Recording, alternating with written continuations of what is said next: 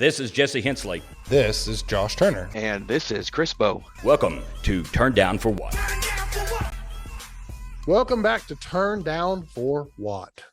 Once again, it's I, the Josh Turner, and the lovely Chris Bow. Welcome back.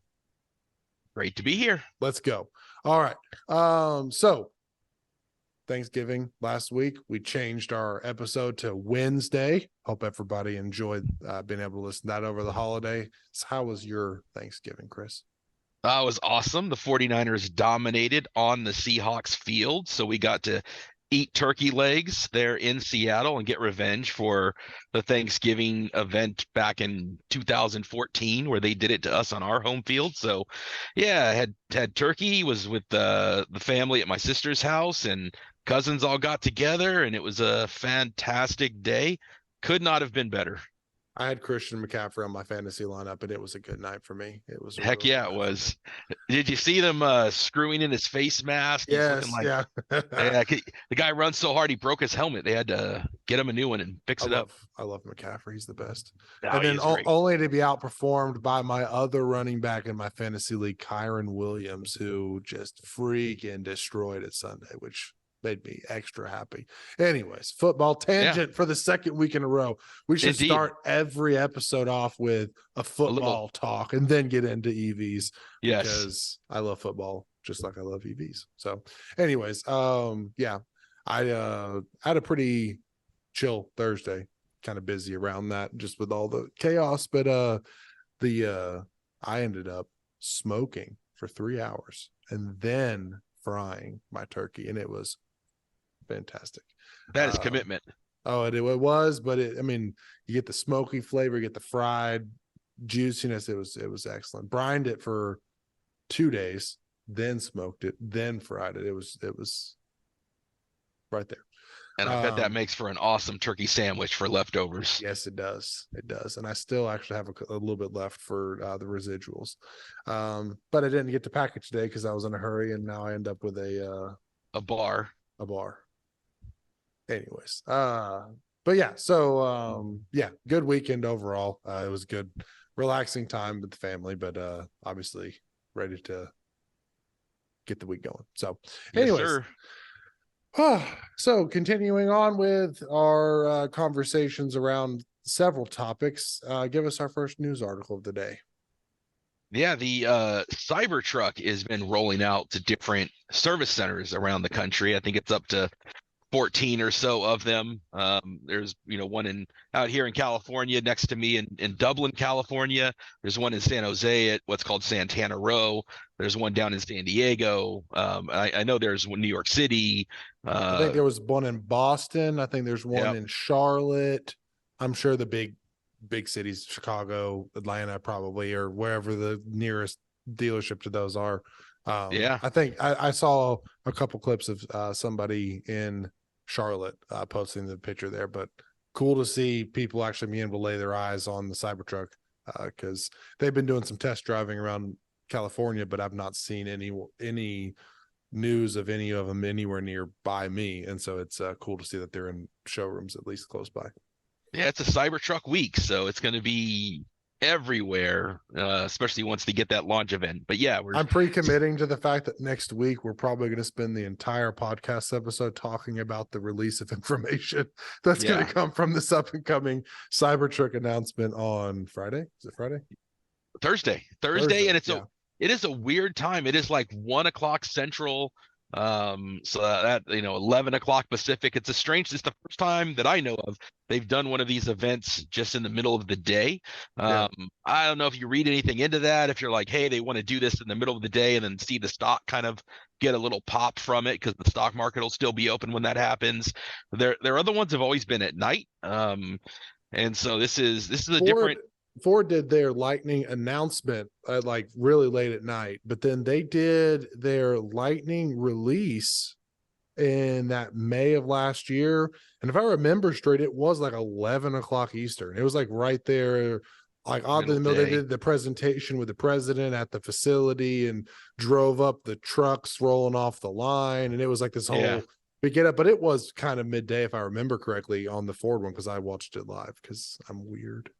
Yeah, and I don't I used to love when Tesla would do these big events. You could go to the YouTube channel and I could put it right on my 75-inch TV. And now though, the way Elon does things, I'm wondering if it's just going to be on X, and I don't really have a way to project X onto my TV. So I'm But gonna I get my iPhone and then I screen share my iPhone and then I put the screen up. That way it correlates, because there's some of those things that you can't just straight stream. But he yeah. has to have some sort of something on his website, I'd imagine.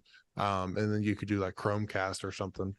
Yeah, it's not that I've considered I might take the day off just to Just for soak the it all in. Cybertruck. Yeah, I don't know. I'm gonna see how I my wish I day's was. looking. I wish I was more of an enthusiast enough to have gotten the invite to go to the actual Cybertruck event, because I'm sure that that'll be a fun thing. I know several people that are actually going to it, but it'll be a very cool event. I'm sure Elon's going to throw up a heck of a announcement. Curious to see expectation versus reality, what it's actually going to be when it drops. There's a lot of question marks going into that event that have yet to be answered.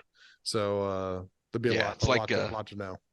it's like Schrodinger's Cybertruck. It is whatever you imagine it to be until the box is opened. And even seeing it in person, there's only so much you can take away from it. So, And a lot of the displays, they have this big radius around it where you can't put your face on the window and look at it. So I think that they're keeping that air of mystery high until the big announcement. I'm sure that the restrictions will loosen up a lot once they've done their formal announcement on all the details. But it'll be interesting to see how many motors, what the price is, what the speed is, the range. I mean, there's so many of these questions of things that were promised or at one point in time deliverables that I don't know what's actually going to be the release.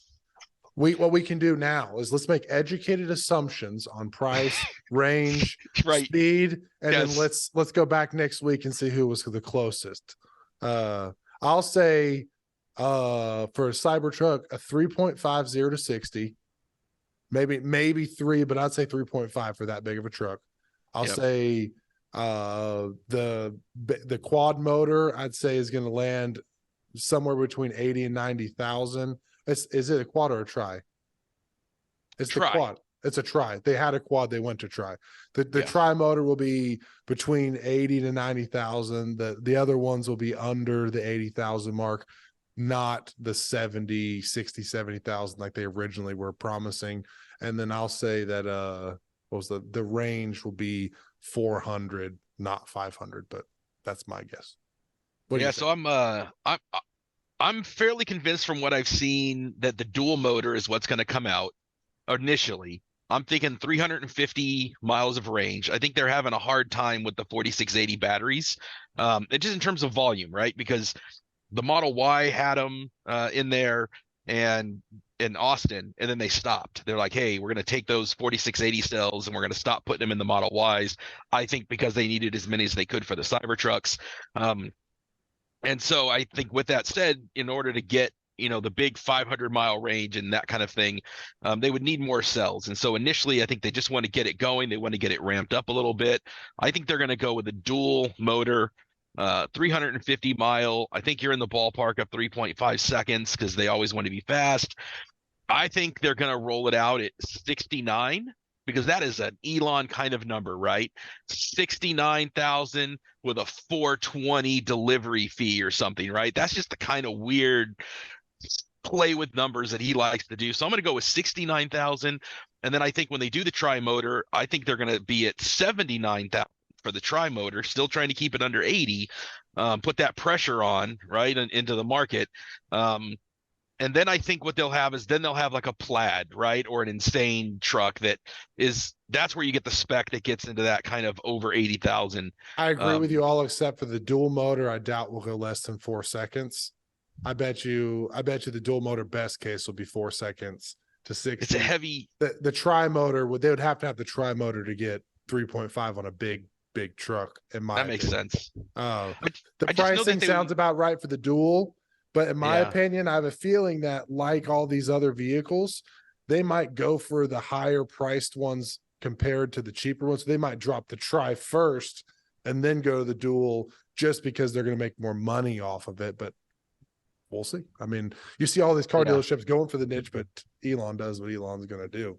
But I have a feeling you're going to see that, that higher priced one, but the 69,420. I mean, that does sound like Elon. So, I mean, yeah. we can do anything there. So, yeah. The one that I saw, I tried like every different way to finagle into seeing more, to get him to open the tonneau, to get him to open a door. I tried to like get on my tiptoes and see inside, and I could only zoom in and try to see the interior. Like you said, it was kind of roped off, and I was there with my son, and I tried to leverage the cuteness of my son to, see what I could do. But no, I was there like right when let me see the inside. Right. I was there right when the doors opened. Of course, I was representing my Lightning with my Lightning shirt, just a little subtle troll that definitely was noticed, and that was fun. And then we checked out the kids Cyber Quad and the original Roadster that was there, and posted a video on X about it and Instagram and stuff, and just kind of enjoyed seeing it. People can go to your Twitter handle, at Bow Family, and then at Bow Family EV for Instagram, but at Bow Family. And in fact it got I did a post about my thoughts on the Cybertruck versus the Lightning. It is by far the most attention I've ever had. 69,000 impressions just from that, and from the back and forth and the different conversations. It's and at 70,000 right now. So. Is it at 70 now? Yeah. That was an interesting thing for me to see that many alerts, and I tried to engage and reply, and everybody for the most part was pretty reasonable, and it was a good, fun conversation. And that's what I'm in for. I'm all about that. I think there is a market for the Cybertruck out there. I don't hate it. I'm excited about it. I have a reservation. I did a referral credit redemption for the raffle to try to get lucky and get one. I haven't gotten a phone call yet, so it doesn't look like I've won that. But hey, I mean, they may announce it at the event, right? Is that what they're doing? Everything is so hush hush, man. It is so it's unbelievable. It's almost remarkable how they've kept it as quiet. And I have friends that work out in Tracy, out in the Fremont factory, over in Palo Alto. I have a friend that was on the Cybertruck line in Austin. There is just so limited information. I know a battery engineer that works for him, and I've tried everything. I can't get next to one. I tried to get a drive with my Lightning. I was like, you guys control with it. I'll be in on the joke. That is nothing. I was like, who do you know? What can you do? It just, nothing could happen. And originally I reserved the Cybertruck originally. I wanted this, I was super excited for just the single motor, 250-mile range, and here I am with the Lightning with the dual motor, 240-mile range. And I'm super good with that. That's what I drive today. I mean, my Lightning was 69,000 at the time. Now you can get the XLT Flash, which is in that 69, 70,000 range. So I feel like that's a reasonable number. Now Tesla, because of scale and gigacasting and vertical integration of supply chain, I mean, they can probably do a lot of savings once they ramp up, but it's not like they're at scale today.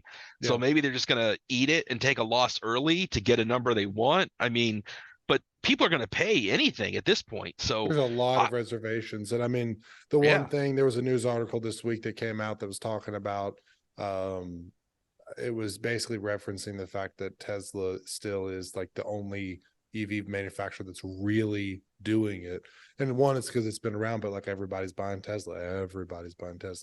And it's a space that there's so many reservations. For the Cybertruck, I really think that they're going to keep a high demand as long as they can deliver a decent product at this event, and it's affordable and not a $120,000 niche truck like it was the Silverado. No, it was the other one that's starts at 110. That the one that they're releasing. It's that's not you have to have a vehicle that appeals to the masses. We've talked about the affordability over and over again, but I think if they can have a deliverable truck that's less than 80,000 that meets all the criteria and ideally has models that are less than 80,000, then you're gonna see hundreds of thousands of people wanting that vehicle. One, because it's the freakiest thing that's gonna have ever been on the roads. You've never ever seen a vehicle anywhere near it, which I think was Elon's goal, was, you know, I'm going to make something that never's happened before. But, you know, a Tesla is its own unique look, but it looks like a car. Yeah. The Cybertruck is totally different than anything you've ever seen. I mean, first time I saw it, I was like, there's no way that's not going to happen. I mean, obviously 6, 7, 8 years, however many years it's been, it's like, okay, now it's actually a thing, but it's still going to be the weirdest thing and the coolest, different, most unique thing that's on the road. It's going to get all the head turns. I drive my Lightning up into parking lots and people just think it's an F-150 because it looks like an F-150, but you're not going to drive a Cybertruck up onto any lot anywhere and not get every head turn, because obviously it looks so unique, so different, so many different characteristics. And I think the inside is going to be a very simple design like every other Tesla, but I think that you're going to be dealing with all of the power, like the speed, the functionality, the auto drive, and all those things that drivers really want at a price that Tesla's in the nicest models, the Plaid, you know, is now realistically more affordable than any other sportsy fast car on the road. You don't see sports cars going they go 0 to 60 in 1.8, 1.9, anywhere under $250,000. But here's Tesla with an $80,000 car that goes 0 to, there's 89 or whatever it is, but it goes 0 to 60 in 1.9. And obviously it's not going to be as sporty as the other ones, but the power and the functionality, the auto drive, and all of that to get an affordable option. I think Tesla, with the mass manufacturing, the mass demand, has a huge product opportunity with the Cybertruck to have hundreds of thousands of sales and to truck right on through. Yeah, it's going to be an interesting journey to watch it all, because obviously the initial buzz is going to be huge. It's going to be videos everywhere, comments everywhere. You're going to have some people that are upset about something, right? There are some weird aspects to it. I can tell you, when I walk in the showroom, it gets you. I mean, it's got the air suspension, so it was lowered pretty low. It looked squat. It looked just impressive, imposing. It gets your attention. And then as the driver walks up to it, the light bar kind of lights up, and it raises up. I appreciate its light bar compared to the F-150 light. Yes. I will trash the F-150 light bar. That's my biggest beef with my truck. Yes. The light bar is beautiful at night, but in the day with my fluorescent, it's like a fluorescent light. You can't see it. Like, no. With the Tesla light bar, when you're driving, you see that light bar. Totally. It stands out. The Lucid does it. Lucid, yes. I was just going to say that. Yep. The F-150 Lightning during the day, especially, like, you have a dark truck, and so you can see the light bar even though it's not illuminated. I have a light truck, and it just all blends. Like, you can't tell I have a light bar until it's night, and then it's like, pop, there it is. It looks super cool, but have to get, and I almost looked at trying to get like extra lights installed in it somehow, because during the day you don't know the light bar's there, and it drives me nuts. F-150 Ford, if you're listening, get a better light bar. But but that's one of the Tesla, bam, it's right there. Yes, and it's animated. It's an animated thing. The Lucid thing is animated. The Rivian changes colors. The Cadillac Escalade has all of their, like, the Lyric, and the Escalade has all of their patterns and trickles. Yeah. The light bar in Tesla, it's an LED. You can see it. It's there. Done. Yes. But it's impressive. Just like the Lucid, you could see it in the day, and that's huge.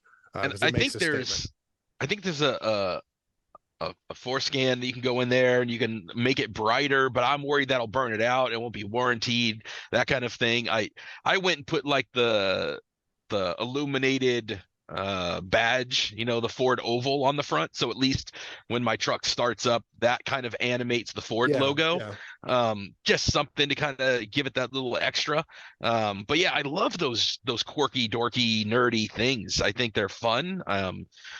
Yeah, I agree. The light bar could be a whole lot better. The Cybertruck one definitely looks sharp. It looks mean. And then it's got the just that stance and that look and the stainless and the futuristic, DeLorean meets Hummer meanness to it. Yeah. It is impressive to say the least. But I think on the other hand, there's going to be weird things about it too, because so when you put down that vault, their version of a tonneau cover, you can't see out the back window. And from what I saw, it just has a standard mirror in there. I didn't notice from what I could see. Camera one doesn't look like it. Now maybe that appears on the screen somewhere, that maybe there's who knows, but from what I could see, from where I was, it looked like a standard mirror. You have to legally have view out the back, don't you? I don't know. I mean, I've got FedEx delivery vans that you can't see out the back, and now we do put cameras on there for backing up, but there's any kind of examples. I guess you don't have where you. I'd be curious about that. I mean, that'll be one that we can answer next week once they do the announcement, because I'm sure we'll know. Right. But yeah, I mean that is a very viable point. The size. And then there's other one question I had to you is the size. I mean, I saw it put up against a Rivian and it looked comparable. Is it a full size truck, or do you think it's a smaller truck? No, it's totally a full size truck. I know the Rivian. I know the guy whose Rivian that was out here in the Bay Area, and what that was is he literally jumped out of his Rivian and took that picture. Scale, it's the perspective. It's the scale. It's so because it's of the way it was. Rivian. For sure. Yeah. It's and it looks, so measurement wise, it's like an inch shorter than the F-150. And it's overall comparably sized, but because of the way that it squats and sits, because of that aero, the way it's designed, it looks wider. I don't think it is at all. I think it's the same. In fact, it's the fact that you see the whole hood. I think it's just that's perspective again. I mean, it's just the visualization of the front of a traditional truck versus that weird design kind of, I think, would make it look wider. Yeah, it was funny because it was the first thing I thought as I left the showroom, and I saw just how just kind of squat and wide it looked, and then I looked at my truck looking more vertical, because it's got that traditional cab. Yeah. So it proportionately, it's as tall as it is wide if you're going top of the cab to width. It's similar. Whereas the Cybertruck very much looks more pressed, and it was funny how as instantly I saw my truck and it felt old. It felt like a design of the past, having just it was. Yeah. You went and saw the future of you went and saw the future of the industry. So I mean, obviously, that there's that. So which isn't to say I don't love the Lightning, right? It doesn't. It's not a criticism of it. I can also, from my impressions, I think the back seat, for example, of the Cybertruck is going to have less room than what my F-150 has. Like my kids can stand up, on it, in it. I think the back seat, I saw a picture where it folds just like the F-150 folds up, but my impressions from looking at it is that it was not as wide in the back seat, or as much leg room as what I have in the F-150. I think it's going to be slightly smaller in that cab space. I think the frunk is going to be significantly less deep. From what I can tell, I don't think there's power in the frunk. I don't know about inside the actual cab itself. Little things. The frunk is like 2 cubic feet, so I mean, it's not like you can do much other than it's not like you can open it and do much with it, though. I mean, other than plug stuff in and maybe store a I don't know what you could store in there, but golf clubs. You could get a set of golf clubs in there, and it's and you could put. I wish it had power. As near as I can tell, it doesn't. And then that bed shape is going to be so bizarre too, because it's got like the the slope on it. It's got the strange where the back window is and the roof line. It kind of angles at a bit of an angle, and so you can't put like a refrigerator up against it, because there's that space between my hands. There's like 6 to 8 inches of space there, and there's a tie down kind of here, and there's a tie down low, and maybe you could tie it there, but it just feels like it could slip, and it's not. You can't put it up against it. I'm sure aftermarket accessories will get made for it, but I'm pretty sure the Cybertruck is going to be a pavement baby. It's not going to be a for a lot, princess, and not a if you're going for a work truck, I think you're going to buy an F-150 Lightning. I think Yeah. if you're buying the Pavement Princess, you're going to get the Cybertruck for the looks and not necessarily for hauling refrigerators around. But you obviously want to be able to do that. But I don't know, the full functionality of that. But I mean, there'll be a lot. I'm sure there'll be a lot of testing. I mean, Jessie has an early reservation for the Cybertruck, like early. And I'm hoping that we can see it, within the next 3 months delivered, as long as they begin to roll out relatively quickly. And if that's the case, then obviously we can start to do all the dumb testing, and we'll have some YouTube videos and stuff that will drop, in regards to testing and out and figuring out what all the quirks are and things. I mean, obviously we'll find out a lot at this announcement event, but just like they announced the Lightning and they had all that, we didn't really know until you got in it and drove and put it up against other vehicles and, put a Rivian next to the Cybertruck, next to the Lightning, and launch it and see what happens. And there'll be all the videos by all the providers doing all the dirty work to it, but it'll be cool to see how it stacks up. I mean, there was that video circulating around last week about the F-150 making it up that off-road surface, and the Cybertruck struggling. Is it the weight? Is it I don't know. I mean, it'd be cool to see those things come out and see how it actually stacks up against the competition and the functionality for different use cases. That's another one that's out here in Hollister, south of San Jose. It's a well-known off-road spot, and I know a guy that's got his Rivian that he takes out there, and I'd love to have him jump on the show one day and kind of talk about it. But he's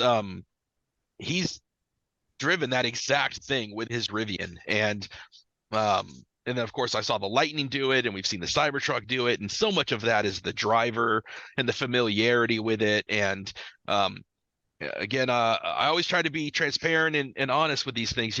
For the Lightning did it, but was that a professional driver? You'll also notice if you look carefully on the Lightning, they removed the air dam that hangs down low on the front of the truck because it potentially would have scraped.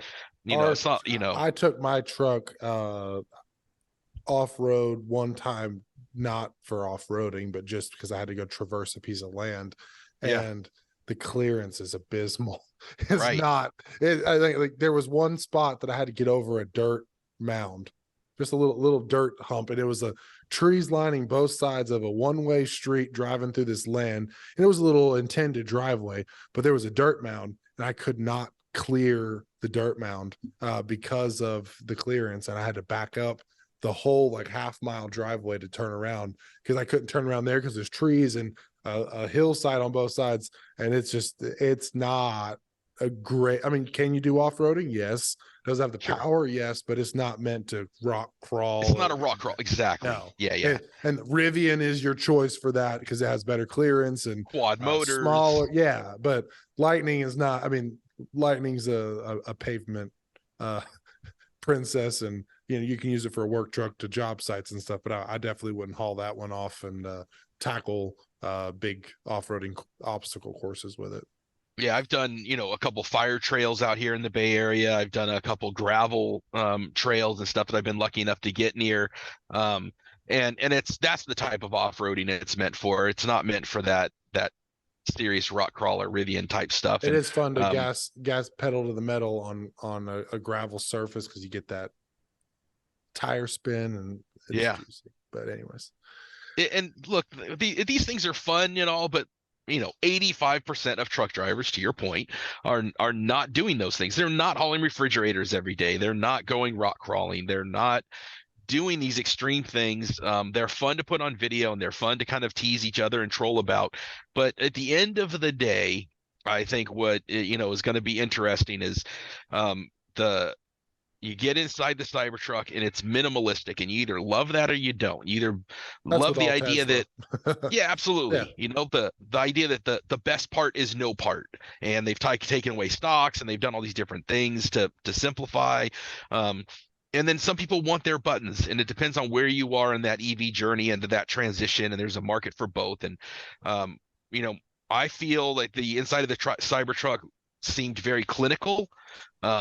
and that's, it didn't feel warm. I like the buttons that we have on the Lightning. And so I like the traditional interior. If I'm going to drive it every day, I love the Cybertruck too. I'm excited about it.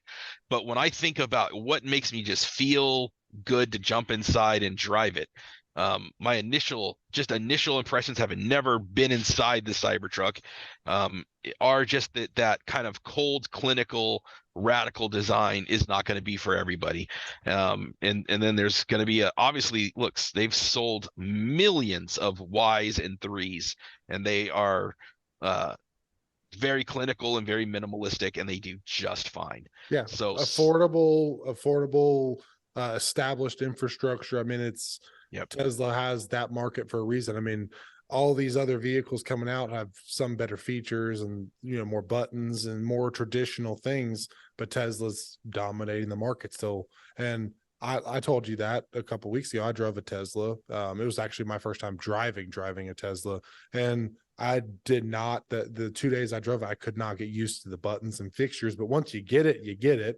Yeah. And it's not rocket science. I mean, Rivian has done some simplicity on their systems with narrowing down buttons, and you turn your windshield wipers on your screen. Like, everything is on the screen, which I don't love, but I mean, that's the way that things are headed. So, I mean, it's just a matter of getting used to it, but then there's a beauty in simplicity for manufacturing and for just keeping things simple, and it allows, you know, for opportunity for things like the Cybertruck to, you know, come online and be easily duplicatable across the spectrum of vehicles, because I mean, they're not dealing with the intricacies of having to establish 400 buttons everywhere. You just have to get a screen and then link everything in software, which is where most vehicles are. But yeah, I'm also curious what happens when so you're going to have all these early adopters. They're going to get out there. It's going to be this unique, amazing truck.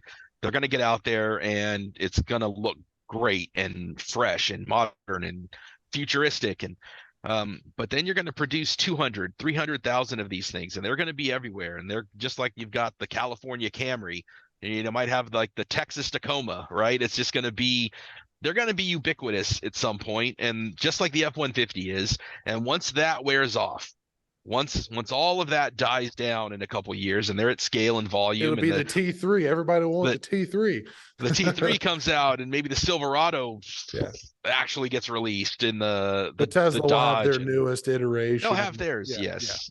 Or they'll pivot to their smaller stuff, and you know, who knows. It's and these trucks are interesting because part of, you know, Tesla and their growth is, you know, they're producing things in China, they're producing things in Germany, but the Cybertruck, like the F-150, has a limited market. You know, you can't, I don't think they're going to do a right-hand drive, just like they haven't done a right-hand drive for the X and the S, like for Australia, for example.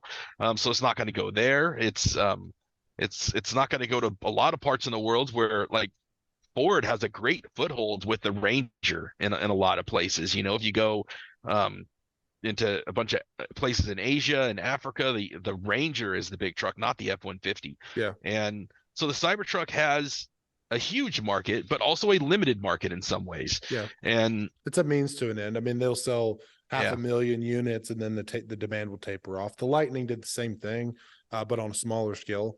There was a huge demand up front. I mean, Lightnings were reselling for $120, $130. I mean, you can get great deals. When I got my truck, like, literally, I could have sold it on the secondary market with all the haters hating on me for $120, because I was one of the first ones to get it. I was within the first like 45 days of release. I got my truck. And there was resales for $120, $130 by these people who just really wanted the truck and didn't care about the price tag. But then you fast forward 6 months, and they're sitting on lots, which isn't a problem. We talked about that a couple of weeks. It's not a problem. And every dealership has vehicles sitting on the lot. However, the demand is tapering because there's Lightnings on the road now. And the first, you know, in my area, I see 5 or 6 Lightnings regularly, that the same ones, but I mean, there's 5 or 6 on the road now, and those people that really wanted it in my smaller town got it, and that's it. And so I think once you get that initial demand filled, which might be 500,000 for Tesla, then the demand will taper down, and they'll have to figure out, you know, how to drive that, you know, production moving forward. And Ford actually set a record for all the grief that they get. They set a record in October for deliveries of the Lightning.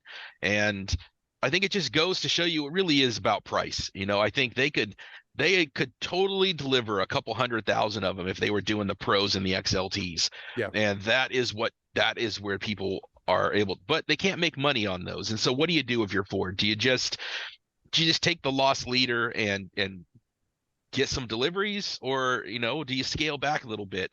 And I know they've reduced the pricing. They have all these Ford incentives of $7,500. A friend of mine out here, I posted some pictures there on X of me getting a buddy into a Lightning and having the two of our Lightnings together. And he went to the dealer, and they he has a fleet account because he buys not e-transits but transits, and he's had stuff before. So like the dealer was super excited to work with him, like, hey, I'll drive it to your house, we'll make a deal. There was the $7,500 federal, but there's also the $7,500 from Ford itself. Dealers are knocking $3,000 and $4,000 off in addition, or what they're doing in a lot of cases. And in his case, and I don't want to say too much, but his trade-in, like I told him with my trade-in, I went to Vroom, CarMax, and Carvana, and I priced all of them. And then I got the best bid, and I took it to my dealer, and I said, hey, can you beat this? And then my dealer beat it by $500. And that's how I got my trade-in on my Odyssey when I got the Lightning. So I told him, do the same thing, man. Go and do it. And he did. And we looked at Kelley Blue Book. We looked at all these things. The dealer gave him more than a fair trade-in value. It was absolutely higher trade-in value. They were giving him like the retail value, not the dealer value. Yeah. And a lot of times dealerships, I mean, that's their private math. They can figure out a way to do it, because them selling, like, I bought a vehicle for my wife in which they had to charge a $3,000 markup above MSRP for the vehicle I purchased her. And I told them, I will pay this, but I get more than the KBB on the vehicle I'm trading in, because that's ridiculous. Like, I want this vehicle, but I will have to have that. And they made it up to where I ended up, getting basically the same amount more than what I thought the best case scenario would be for my trade-in. So, I mean, they can work their math, and they still end up profitable. They do their thing and whatever. But that's something that dealerships obviously have a lot of ups and downs with their resale, but they have their margins. I mean, Ford can make money on their Pro, and they can make money on their XLT. They just make more money on their Lariat and more money on their Platinums, because obviously the profit margin for a slightly juicier speaker system and charging $10,000 more does make a huge difference. You can get the Pro extended range, and let's say that was a 50,000. Was it 50,000 for that? Yeah, I think it's 50,000. They didn't publicly market it, but what is the standard range? I think it's 49. Yeah, so it's 50. It was right there, 39. that 50. It's now 49. So it'd be 59 if you did the Pro extended range, and that would sell in a heartbeat. But they can put basically $1,000 more of leather seats and $500 more in a sound system and $500 more in tech, and make $20,000 more. I mean, their profit margins are going to stick a lot better, and that helps them in this early stage, get in the green. But they could also probably sell a ton more quantity and scale better with like you were saying, the lower numbers, but battery tech and those things are a limiting factor. And Tesla knows their market. They know who are visiting their service centers and their sales centers and going on their web pages. So they have dynamic pricing, almost like an airliner does with their ticket prices for seats. And so their prices go up and down. They've caught some grief about their margins shrinking, and they can kind of set the price. And Ford is a little bit tougher because of that dealer model. And everything you just described and I described, and the back and forth, and well, the trade-in will be higher, and do you want the extended warranty and the undercarriage spray and all these different things that they try to sell you on. Some of that experience is part of what turns people away, and part of what makes people go Tesla. That simplicity carries through, not just from the design, but all the way to the purchasing. And one crazy variable that we haven't even talked about in today's discussion with this back and forth is, Tesla can go out, and if they lost $5,000 per vehicle and got a bunch of them sold, they own the gas stations to refuel these vehicles nationwide. So, I mean, obviously there's the at-home network, but Tesla has a monopoly of, if they could give away cars for free. Now, this is extreme, but they could give away cars for free, and they're going to make money off of you with their subscriptions to your auto drive tech, which is, pretty pricey. Self-driving. Yeah. But also you're dealing with charging infrastructure that they are making all the profit off of on the road trips, because Tesla drivers use Tesla superchargers, and all of the other infrastructure currently doesn't even have NACS. And so you don't even have a choice. It's Tesla. And now if you use NACS at an Electrify America or somewhere else, guess what? Tesla gets a royalty for it, because they're selling their product to the other station. So Tesla has the money pit where they can take losses on their vehicles, unlike Ford, who doesn't have a network that they're making that type of money off of. And unlike all these other dealerships, Tesla has a massive network of charging that if they sell 500,000 vehicles and lose $10 million, they're going to make $25 million in revenue off of charging for this supercharger network they have nationwide. Because the beauty is in power sales. I mean, they've proven to do it, and they can make their money back in charging where other dealerships can't match that with lack of network. Although they're not losing money on anything, they're just making less. I'm not saying they are, but my point is they can produce lower vehicles, make less margins, and still make a ton of money on the charging, because Ford can't lose 5,000 a vehicle. I mean, they are, but they can't do that long term, because guess what? They don't have any other ways other than maintenance, which is low, to make money off of you. All those vehicles, maybe extended warranties, but Tesla has a gigantic charging network, which is gigantically profitable for them, because they have this monopoly of, hey, we're going into these locations for free. We're going to put the infrastructure in, very low land leases, and then they just make money off of selling power, which is, it's a good model. It'll be fun to see what that looks like in the future when NACS is opened up, and to see if they're going to have that part of the business, how profitable the charging will be, the vehicles will be, the energy part will be. There's so much to it, and I'm a fan of it all. I'm excited to use NACS. I've got a Powerwall at home. I think they're doing a lot of great stuff, and Ford's under the gun because they're using their ICE profits to fund their EV future. And for investors, that's tough. It's $10 a share for a share of Ford. It's $230 a share for Tesla. And so it's $4 for Lucid and those types of things. So Tesla is the first to really get it right, and they're just a juggernaut, and they're really kind of setting the pressure on the rest of the market, and Ford has had to respond. But again, when they lowered those prices, they sold record sales. The demand is there, but it's got to be at the right price. There's just only so many people that are going to buy these expensive $80,000. It's like the real estate market right now. You're seeing those, when you start to go high, buyers are shying away because rates are high, and incentives, especially in the vehicle market, you don't get the incentives. But when the XLT extended range went above the ability to get the federal tax credit, huge mistake. I wouldn't buy an XLT extended range now if it was 82,000. I didn't get the credit. I bought my truck, the Laird extended range, for less than that last year, and the 80,000 limit wasn't there. But you get 10% off the price of the vehicle, and Ford went and raised it not only to unaffordable levels for the average consumer, but then to not above that, to not qualify for the 7,500. And they were like, why are we not selling vehicles? Well, no wonder. So them bringing their Laird extended range back under that platform, that's important, smart move.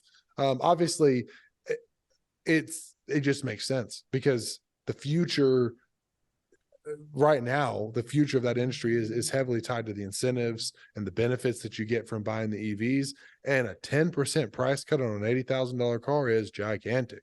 And obviously we're talked about we need the affordable 40, 50, 35. We need those vehicles too, but you can't have the vehicles like the ICE trucks that are 65, 70 brand new. You can't have the electric version at 90,000. Never will sell. It's not the cost benefit. It'll take 20 years of charging to make up the money in maintenance and gas costs, where I can just get the ICE and deal with it. But if you have a competitive priced vehicle that has the benefits of the electric, the tax credits, all of those things, then it's a no-brainer. I've said this story, but my business partner bought a hybrid F-150, spent about $5,000 less than me.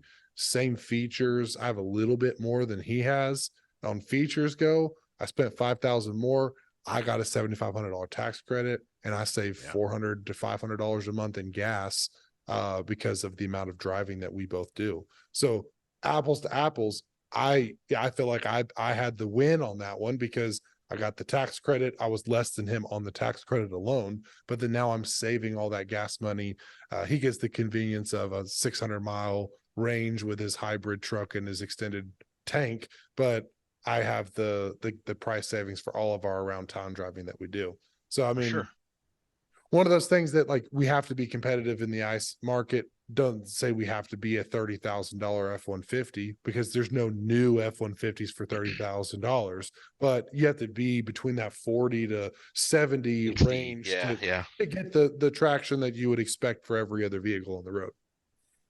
I hope they figure out how to do that, because the demand is there at the right price for sure. Yeah. Well, we're running long just on the Tesla. We never even got to our other articles. So we'll wrap up today. And next week, guess what we're going to talk about? More Cybertruck. It'll be the Cybertruck month. It'll just be a lot of releases, and we'll squeeze in other news as we can, but we'll see if we can maybe draw in somebody that has more knowledge about the Cybertruck within the next couple of weeks, if we can get a good contact for that. So there'll be a lot of fun things to talk about with that, and obviously other developments. What do you think is going to be, as our listeners, what do you think is going to be the future of the Cybertruck? What are the stats going to be? Comment below. Let us know. But I mean, just something that a lot of information to come. Do you think Cybertruck will take off? Do you think that the Cybertruck will be priced affordably? What model, what range, what motors? Let us know. So, that's our speculation episode. And up next week is the realization of we'll backtrack to what we said today. That's and everybody else. And that's the thing is, I could absolutely see us being on here talking about how they released a $59,000 spec, and we'd be like, I believe it. And I could see us being here talking about they released an 80,000 spec, and I would believe that too. And there's gonna, I just want to see 420. That's the one. That would make the most sense. 69,420 destination charges. If it's that amount, you should just automatically get a Cybertruck. So that would be awesome. It's on the record. We'll see what happens. All right. Well, we'll connect next week. We'll be back next Wednesday with information on the Cybertruck release, and if we can secure anybody that has any better knowledge than us on the Cybertruck, we will bring them on soon. If you get your Cybertruck out there, folks, join us on the next conversation. Tell us all about it. Absolutely. And give us a ride. Hit us up on your on YouTube. You can comment or go to our website, turndown4wattpodcast.com. You can submit the contact form there, and we're happy to have you on the show and talk about it. So absolutely. Have a great day, everyone. See you next week.